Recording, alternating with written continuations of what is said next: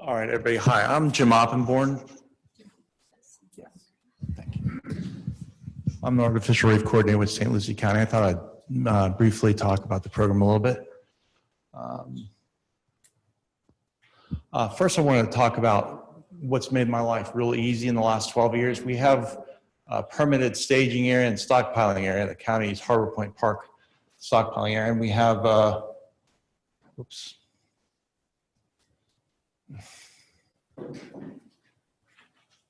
All right.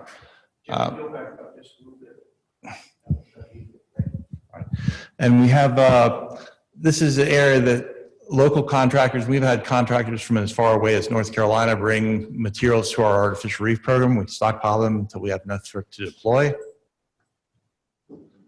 Here's a few pictures of some of the materials we have currently. Over on the left, you see some piling cutoffs, some RCPs, some culverts in the back, culverts and box culverts on the right-hand side. And this is what we have as far as our staging area is concerned. In these areas here, if you see the stockpiling areas, you see those areas in the background, that's Taylor Creek.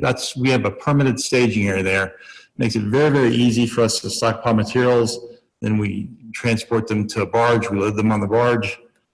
And this is how we load them. We used to load them, if you look on the left-hand side, the barge used to stick out perpendicular to the shoreline. We've had to modify that over the recent year. I guess we have some complaints from the marina across the ways. And so our contractor, McCullough Marine Services, said, no problem. So they just park it parallel now. They drop the flap. They don't impact coastal wetlands. So we don't need to impact coastal wetlands. We don't need a submerged lands lease or anything like that. In the past, we've done a few partnerships with various agencies. This year, we're doing one reef, Memorial Reef in Broward County with the Coastal Conservation Association, and we're also doing a Memorial Reef for Carey Dillon. We're helping to stockpile materials for Martin County. This year, actually the last couple of years, we started going over and tending to do more artificial reef modules. I think Keith alluded to this throughout the state, but we're doing it because we're not sure how much longer we're going to have this Harbour Pointe Park staging area and stockpiling area. It's going to eventually be developed into a port, but we want to use it while we have it. But in 2016, we deployed 26 artificial reef modules. 2017, we deployed another 32 artificial reef modules, including the module you see on the left for Carey Dillon. He is a great friend and worker, and sorry to see him go. Barge secondary concrete reefs. These are where we have a barge, and we don't really have enough money in St. Lucie County to do a large vessel, but we do these barges, and on top of that, we put some of the secondary concrete that we have, and they've made wonderful habitat. This case, you see sinking of the 195-foot Dixie barge. This is funded by a FWC grant, and thanks to Keith and his crew. We have yet to deploy the concrete on top of that, but to show you what this will eventually look like, the Civic Center Reef, which we deployed in 2007, was a 140-foot barge. We deployed 1,000 tons of concrete on that. A couple of years later, we have all sorts of schooling fish, schooling snook on the left, bait fish on the right. If you look in the background of the photo on the right, you see some very large Goliath grouper. They've used that to school. We've actually seen a lot of fish on this. This is the oldest and the largest up to date secondary concrete reef, barge secondary concrete reef that we have. We've had reports of schooling lemon sharks on there. I've seen permit on there, schooling permit. So this does provide pretty good habitat. Our second secondary concrete reef and barge secondary concrete reef was the Fish America Foundation reef. deployed in 2008. You see and typically what happens when you deploy secondary concrete on top, you miss part of the reef, or part of the barge, and then you stack up the concrete on another part of the barge. The rake of the barge on the left, you see the spadefish schooling there, and you see on the other side of the reef, benthic invertebrates tend to love these steel vessels and steel structures. So we have, looks like a white tunicate and some idarians there. Makes very, very good invertebrate habitat, which forms the basis of your reef. Last year, we did the Carey Dillon Memorial Reef. This is Sea Rover Services in the front there. That's the last reef they did for us, hence the name, the Carey Dillon Memorial Reef. It's a 65-foot Coleman barge. And so far, our fish assemblages, we've done 4 barge secondary concrete reefs. The first one was a Civic Center reef. We had 39 species of fish on there. About 1/3 of those were snapper grouper complex.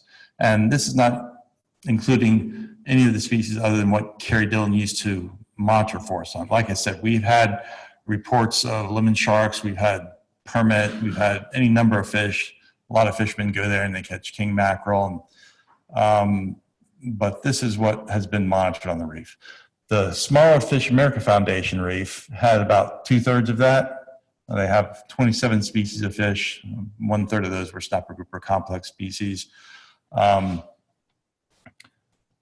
The Carey Dillon Memorial Reef, again, we haven't had anyone to monitor those for us yet, but hopefully this spring and summertime we'll get some good data on those. The Dixie Barge Reef is incomplete. We have the 195-foot barge, and we're going to be deploying 1,000 tons of concrete on top of that.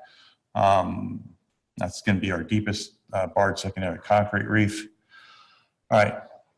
We need to plan for future changes in artificial reefing.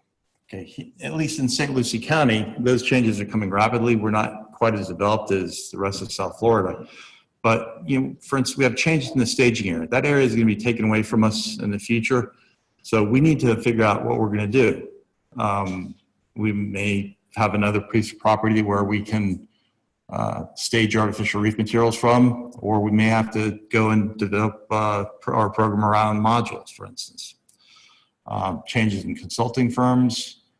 We haven't had anybody to monitor our reefs for quite a few years, or a couple of years. So hopefully this year we'll finally start monitoring again. We wanted to develop a lionfish fishery, a commercial lionfish fishery.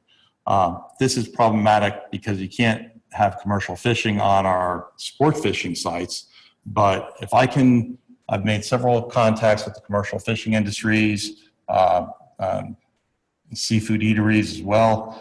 If I can put it all together, we can hopefully find a way to sustainably keep the lionfish from our reefs.